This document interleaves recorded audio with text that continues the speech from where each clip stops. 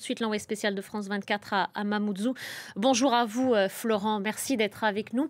Florent, vous êtes à Mamoudzou Bonjour hier, mais Nabia. vous vous êtes aussi rendu dans d'autres endroits de l'archipel hier. L'eau potable, la nourriture manquent toujours à Mayotte. L'aide humanitaire est attendue depuis 5 jours maintenant.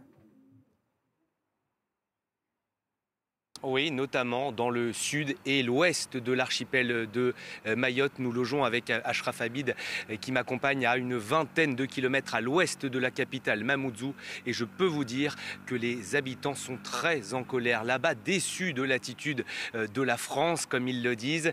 Pas le moindre signe d'un secouriste, d'une équipe de secours, pas le moindre signe non plus de vivres qui arriverait, de l'eau, de la nourriture dont cette population manque cruellement. Situation également très critique dans le sud, je vous le disais, notamment à Bouéni.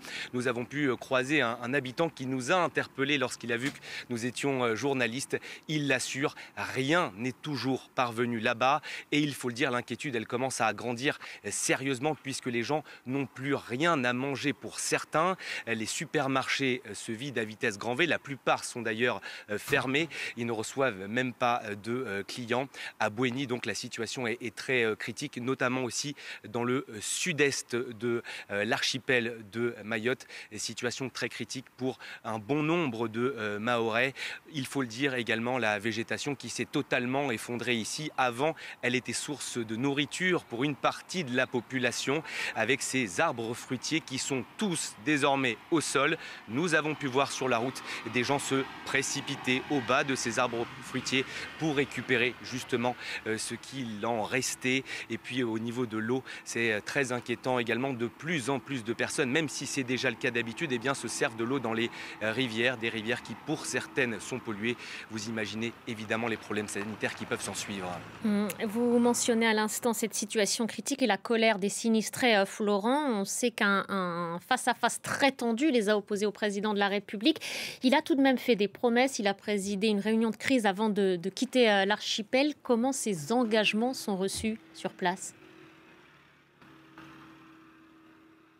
On ne va pas se mentir, pour une partie de la population ici, ça a été très mal reçu. Je vous cite notamment une phrase du président de la République. Nous avons été en capacité de rebâtir Notre-Dame en 5 ans. Ce serait un drame de ne pas reconstruire Mayotte. Mais vous le savez bien, pour reconstruire Notre-Dame, on a fait appel aux meilleurs experts de la planète. Est-ce que ce sera le cas pour Mayotte? Nous sommes en droit raisonnable d'en douter aujourd'hui.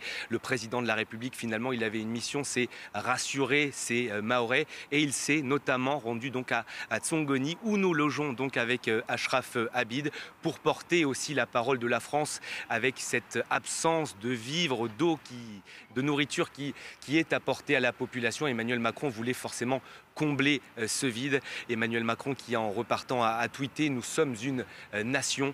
On verra bien si dans les prochains mois, la France aide, comme elle l'a annoncé, ces Mahorais qui aujourd'hui manquent de tout. Également, on peut le dire, des tentes, des bâches pour bâcher justement les toits qui aujourd'hui, à chaque fois qu'il pleut, font passer de l'eau. Aujourd'hui, les Mahorais vivent dans des conditions très précaires.